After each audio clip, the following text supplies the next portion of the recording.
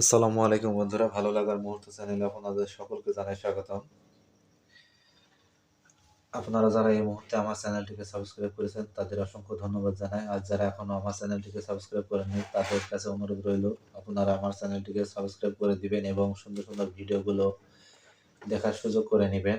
আপনারা অনেকে আমার কাছে অনুরোধ করেছিলেন, ভাই সোলার কন্ট্রোলার বোর্ডটা আপনি কিভাবে তৈরি করেছেন যদি একটু খুলে দেখাতেন। আমি বলেছিলাম, ভাই সোলার কন্ট্রোলার বোর্ডটা ভেতরে যেহেতু কিছুটা গ্লু গান ব্যবহার করা হয়েছে তাই ওই মুহূর্তে খুলে দেখানো সম্ভব হয়ে ওঠেনি। তাই আমি আজকে উপস্থিত হলাম আপনাদের মাঝে খুলে দেখানোর জন্য। যেহেতু ইতিপূর্বে আপনারা জানতে পেরেছেন যে এখানে একটি সোলার কন্ট্রোলার আর ভেতরে একটি ইনভার্টার ব্যবহার করা হয়েছে। নর্মালি একটা সুন্দর সিস্টেম আপনাদের দেখিয়েছিলাম। আজকে আপনারা সিস্টেমটা দেখবেন আর আপনারা আপনাদের মতো চাহিদা অনুযায়ী বেশি এম্পিয়ারের কন্ট্রোলার ইনভার্টার ব্যবহার করতে পারেন।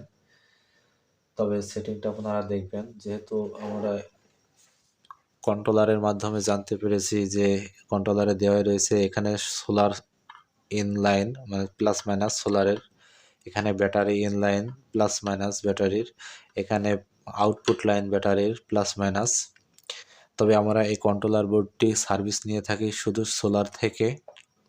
এখানে সোলার ইন করি আর এই পাশের লাইনটা ব্যাটারি না লাগিয়ে ব্যাটারির লাইনে আমরা সকেট ব্যবহার করছি।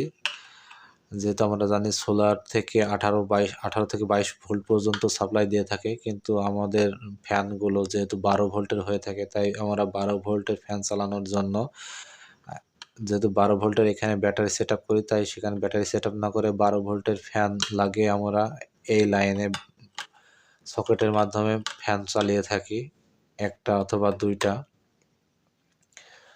যখনই আমরা এই লাইনের মাধ্যমে ফ্যান চালাই তখন একটা ব্যবহার করি, আর যখন আমরা সরাসরি ব্যবহার করি তখন এখানে দুইটা ফ্যান ব্যবহার করে থাকি।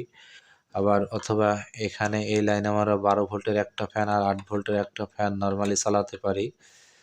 তবে 12 ভোল্টেরটা একটা ব্যবহার করলে বেশি ভালো হয়ে থাকে। যাই হোক, সে কথা এখন নয়, এখন আমরা ভেতরটা খুলে দেখব ভেতরের সেটআপটা কেমন। আপনারা এখানে দেখতে পাচ্ছেন এখানে 3 রকমের তার ব্যবহার করেছি। এখানে মাঝারি টাইপের সোলারের তার আর এখানে একটু বেশি মোটা তার। তবে এই তারটা একই, শুধু এটা দেখতে একটু মোটা, এটা দেখতে একটু চিকন, আর এটা একটু নর্মাল, শুধু ফ্যান চালানো বাল্ব জ্বালানো তার। তাহলে এই দুটো দেখতে পাচ্ছেন সোলারের লাইন, এই দুটো দেখতে পাচ্ছেন ব্যাটারির লাইন, আর এই দুটো দেখতে পাচ্ছেন ব্যাটারির আউটপুট লাইন। যখন ব্যাটারি লাইনে থাকে তারপর আউটপুট দিয়ে থাকে এই লাইনে, আর এই লাইনটা এর মধ্য দিয়ে এসে এখানে এই দুইটাতে আউটপুট দিয়ে থাকে। মানে এই লাইনটা হচ্ছে এই লাইন দুইটা, এই লাইনটা হচ্ছে এই লাইনগুলা আপনারা ইতিপূর্বে জেনেছেন যে এটার মাধ্যমে ব্যাটারি অফ অন করে থাকি, এখানে ব্যাটারি ইন করে থাকি। আর এখানে আছে সোলারের ইন, এখানে সোলারের ইন। যাই হোক, আমরা এখনই খুলে দেখব। আমি আগে নাটগুলো খুলে নেই, তাহলে পরে হয়তো ভিডিওটা একটু ছোট হবে, ভালো হবে। আপনারা দেখতে পাচ্ছেন বোর্ডটায়, কারেন্টের এই বোর্ডে 6টা নাটের পয়েন্ট রয়েছে। 6টা নাটই আমার খোলা হয়ে গেছে। এবার শুধু খাপটা 2 ভাগ করব, মানে 2 খাপ আলাদা আলাদা করব। আপনারা দেখতে থাকুন। হ্যাঁ বন্ধুরা, ইতিমধ্যে আপনারা দেখতে পাচ্ছেন খাপ খোলা হয়ে গেছে। তবে স্থাপন করাটা একটু ভালোভাবে আপনাদের দেখানোর চেষ্টা করব। যেহেতু সব জায়গায় নাট বোল্ট লাগানো রয়েছে, এই কারণে তার সংযোগ দেওয়া রয়েছে, এই কারণে একটু ঝামেলা হচ্ছে দেখাতে। এটা কানেকশনটা আপনারা দেখলে বুঝতে পারবেন। আর যেহেতু গ্লু গান দিয়ে আটকানো হয়েছে তো তাই তারগুলো একটু শর্ট আকারে দেখাতে সমস্যা হচ্ছে। এই যে কাঙ্ক্ষিত 180 ওয়াটের ইনভার্টারটা, আপনাদের যাদের সৌর প্যানেল রয়েছে 200 ওয়াট পর্যন্ত, মানে এখানে যে কন্ট্রোলারটা ব্যবহার করা হয়েছে এই কন্ট্রোলারটা 10 এম্পিয়ারের, সর্বোচ্চ 150 ওয়াটের সৌর প্যানেল চার্জ করা যাবে এটার মাধ্যমে। তবে আপনাদের যাদের 150 থেকে 200 ওয়াট বা 250 ওয়াটের রয়েছে তারা আপনারা 20 এম্পিয়ারের কন্ট্রোলারগুলো ব্যবহার করবেন। 20 এম্পিয়ারের কন্ট্রোলার ব্যবহার করার মধ্য দিয়ে আপনারা সেই জায়গায় ইনভার্টার কিন্তু ব্যবহার করতে পারবেন। মনে করেন যে 500 ওয়াট পর্যন্ত ইনভার্টার ব্যবহার করতে পারবেন। এতে আপনাদের সার্ভিসটা একটু বেশি ভালো হবে।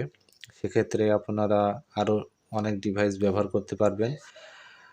এখানে আমি ইনভার্টার মনে করলে পরে খাপ বাদ দিয়ে একবারে তাতাল দিয়ে তার এইদিকে যে আউটপুট লাইনটা রয়েছে সেই আউটপুট লাইনে আমি কিন্তু তার সংযোগ করে দিতে পারতাম। তারপরে আমি দেখলাম যে তার সংযোগ করে দিলে এইটা দেখতে একটু খারাপ লাগবে না, ভেতরে একবার যেমনটা রয়েছে তেমনটাই ভেতরে স্থাপন করে থুয়ে দিই, গ্লুগান দিয়ে আটকে রেখেছি বোর্ডের সাথে।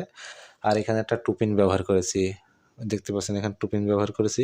টুপিনটা এ পাশ দিয়ে এসে মনে করেন যে এইখানে এই লাইনে আউট দিয়েছে। আমি একবারে ইনভার্টারের ভিতর থেকে তাতাল দিয়ে দুটো তার বের করে এনে এখানে লাইন দিতে পারতাম। আর এখানে একটা সুইচের সাথে তার দিতে পারতাম, দিয়ে এখানে 2 লাইন বের করতে পারতাম।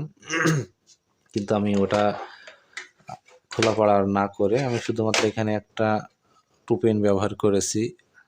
আপনারা চাইলে যারা তাতাল ব্যবহার করেন অথবা কোনো পাশে ইলেকট্রনিকের কাজ করে তাদের মাধ্যমে আপনি একবারে এই ইনভার্টারের মধ্যে থেকে এখানে যেমন 2টা তার আগে থেকে ছিল, এই পাশে যেমন সকেট দিয়েছে ওই পাশে আপনারা সকেট আউট করে দিয়ে 2টা তার বের করে নিতে পারেন।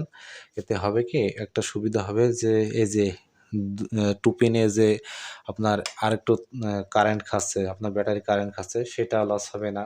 মানে এখানে আপনি যত বেশি জিনিস ব্যবহার করেন তত আপনার কারেন্ট একটু লস হবে। সেই তুলনায় এগুলো না ব্যবহার করলে ভালো। আর খাপটা না দিলেও চলে।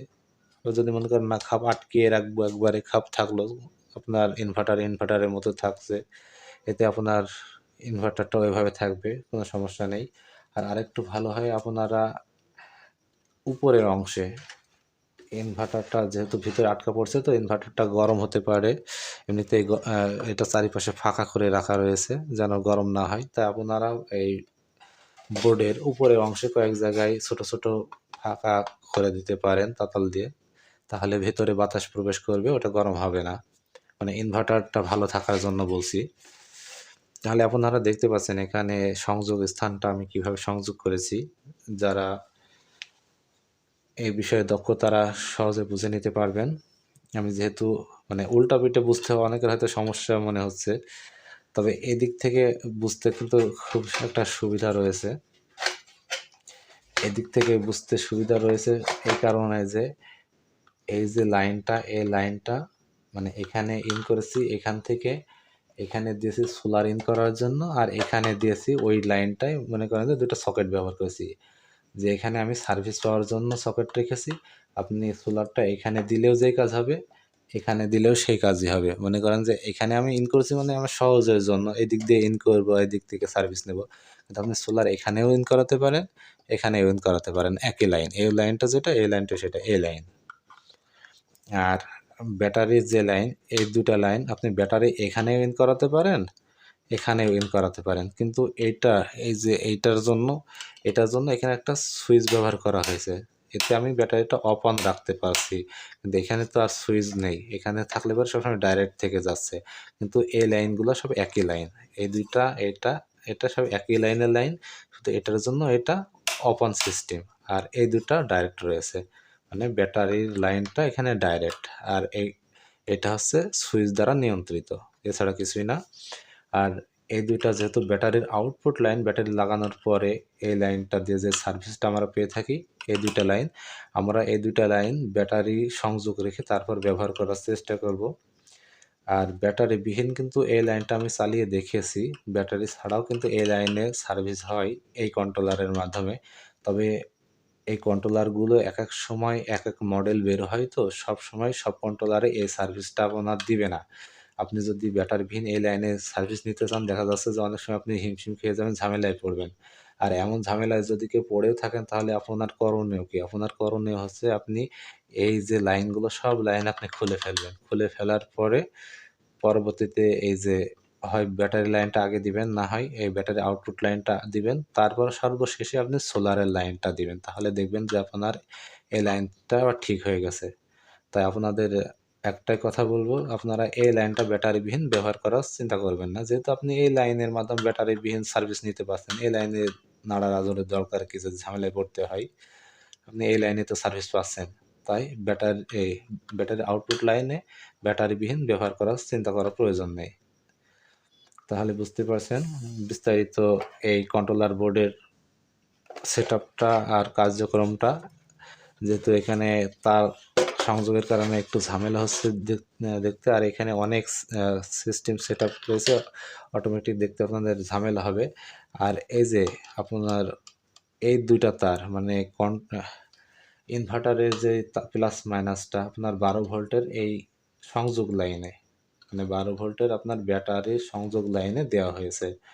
এখানে আউটপুট লাইনটা নিয়ে এসে এই পাশে শুধুমাত্র এসি লাইনে একটা সকেট ব্যবহার করা হয়েছে, মানে এখানে একটা সকেট ব্যবহার করা হয়েছে, আর এখানে একটা সুইচ ব্যবহার করা হয়েছে, আর এখানে একটা সকেট ব্যবহার করা হয়েছে। সকেটটার জন্য সুইচটা মনে করেন যে কন্ট্রোল করার জন্য, অফ রাখার জন্য একটা সুইচ, যেটা আপনারা এই পাশে দেখতে পাচ্ছেন। মানে ভেতরের থেকে বাইরে ভালোভাবে বুঝতে পারছেন যে ব্যাটারিতে মানে ব্যাটারির এই লাইনে একটা ইনভার্টার ব্যবহার করা হয়েছে, মাইনাসের সাথে মাইনাস আর প্লাসের সাথে প্লাস। আপনারা জানেন ইনভার্টারটা যখনই লাগানো হয় তারপরে সে এসি সাপ্লাই করে থাকে, সেই এসি সাপ্লাইটা আমরা এই লাইন থেকে বের করছি, আর এই লাইনটা নিয়ন্ত্রণে রাখার জন্য এখানে একটা সকেট ব্যবহার করেছি, এছাড়া কিছুই না। মানে এটা সিম্পলি একটা সোলার কন্ট্রোলার বোর্ড। আর আপনারা আপনাদের চাহিদা অনুযায়ী আপনারা সেট আপ করে নেবেন। আমি আমার নর্মালি সেট আপ করেছি এই জন্য যে বেশিরভাগ মানুষেরই দেখা যাচ্ছে যে সৌর প্যানেল খুব জোর 30 থেকে 100-150 ওয়াট পর্যন্ত। এই কারণে আমি এই 100-150 ওয়াটের জন্য প্রযোজ্য যেই কন্ট্রোলার বোর্ড সেটাই আমি তৈরি করে দেখিয়েছি।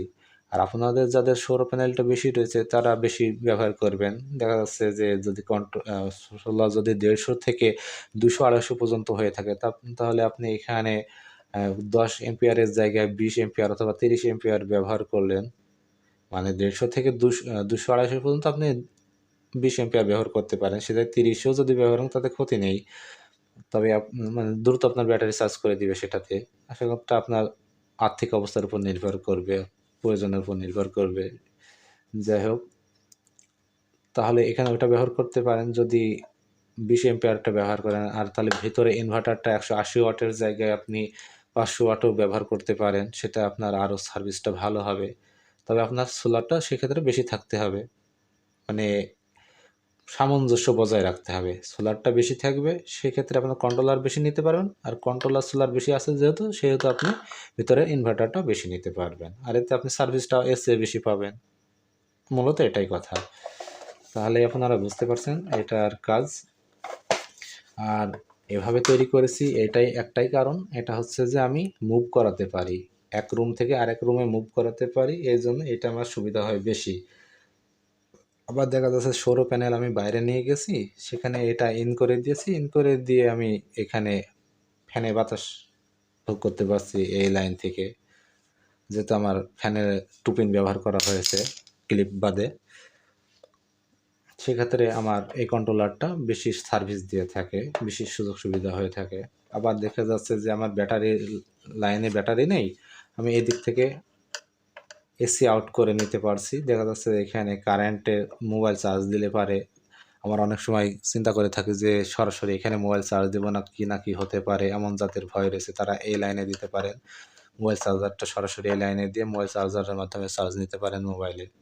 আবার আলোও জ্বালাতে পারছেন। আবার নর্মালি যে কারেন্টের ফ্যানগুলো রয়েছে কম ওয়াটের, একদম ছোটো কারেন্টের ফ্যানগুলো, সেটাও এখানে ব্যবহার করতে পারছেন ব্যাটারিবিহীন। আর ব্যাটারি যদি থাকে লাইনে তাহলে তো আর কোনো কথাই নেই, তাও এখানে চালাতে পারছেন।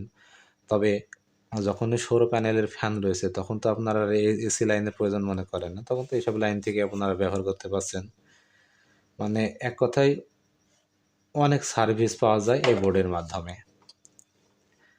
আমি সব কিছু টেস্ট করেছি, সব কিছু মোটামুটি ব্যবহার করেছি, মোটামুটি এটা দিয়ে সুন্দর সার্ভিসও পেয়েছি। এখনও যেহেতু সামনে গরমের দিন চলে আসছে, এখন এর ব্যবহারটা আরও বেশি হবে।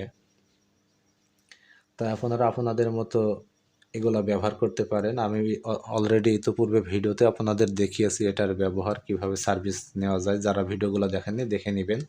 আর পরবর্তীতে আরও আমি চেষ্টা করব সুন্দর সুন্দর এটার মাধ্যমে ভিডিও ধারণ করতে, আরও অন্যান্য বিষয়ের ভিডিও আপনাদের মাঝে শেয়ার করতে। তবে প্রত্যেকটা ভিডিও শিক্ষণীয় হবে ইনশাল্লাহ। আর সেই সমস্ত ভিডিওগুলো হয়তো আপনার কারেন্ট বিল অনেকটা সেভ এনে দেবে, খরচ কমাবে। অনেক কথা হয়ে গেল, সাথে থাকুন আর সুন্দর সুন্দর ভিডিও দেখার অনুরোধ রইল। আর যারা চ্যানেলটিকে সাবস্ক্রাইব করেননি তারা অবশ্যই আমার এই চ্যানেলটিকে সাবস্ক্রাইব করে দিবেন। আল্লাহ হাফেজ।